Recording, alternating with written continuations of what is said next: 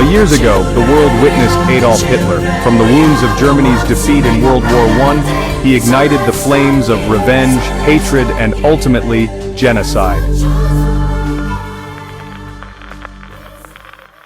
Behind these barbed wires, families were herded into sealed rooms. The doors closed and silence fell, moments before deadly gas filled the air. When the gas cleared, there was no escape. The bodies were taken to the crematoria, where flames consumed all that remained. Ashes were all that was left, no graves, no names. Unlike religious cremation, this was not a ritual for the sick or dying, but a systematic erasure of the healthy and innocent. Memorial candles now burn where lives were extinguished.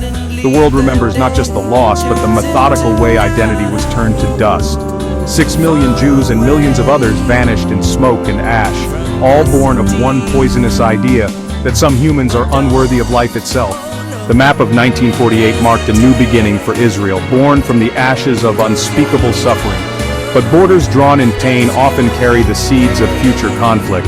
Displaced families, once Jewish refugees, now Palestinian, walk the same roads of loss, their belongings and hopes carried on weary shoulders.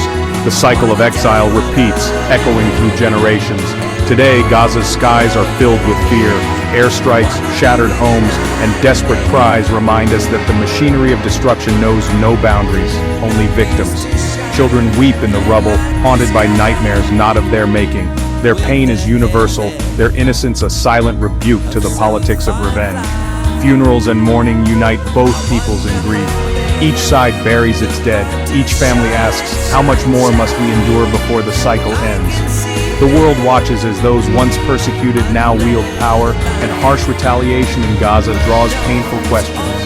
Are we repeating the very darkness we vowed never to return to? In every war, the line between victim and oppressor blurs, reminding us that history's greatest tragedy is its tendency to repeat itself.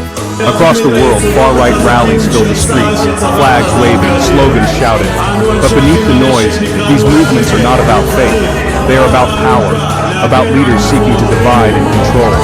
Politicians deliver fiery speeches, blaming outsiders for economic hardship. They point to unemployment and rising prices, shifting blame onto vulnerable groups, fueling resentment for their own gain. Some leaders even encourage population growth, knowing it will strain resources, then use the resulting hardship to justify more scapegoating and division. In Gaza, the destruction is total. Churches, mosques, and synagogues alike reduced to rubble. The erasure of all faiths reveals the truth. This is not a religious war, but a struggle for power. The real enemy is political ambition, using fear, division, and violence to maintain control. The tragedy in Gaza is not about faith, but about the manipulation of people for power.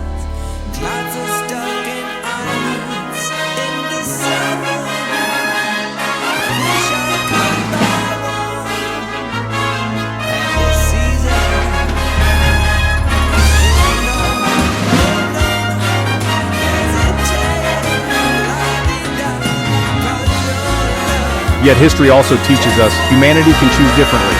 From hatred, peace can emerge. From trauma, hope can rise. From difference, fraternity can grow.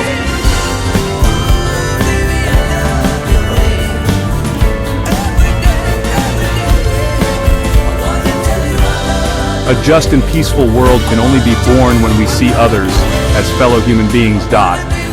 In making this video, Gen AI also has empathy for why the world's main leaders don't have empathy. Are they waiting for their 5 senses to be taken by those who have them?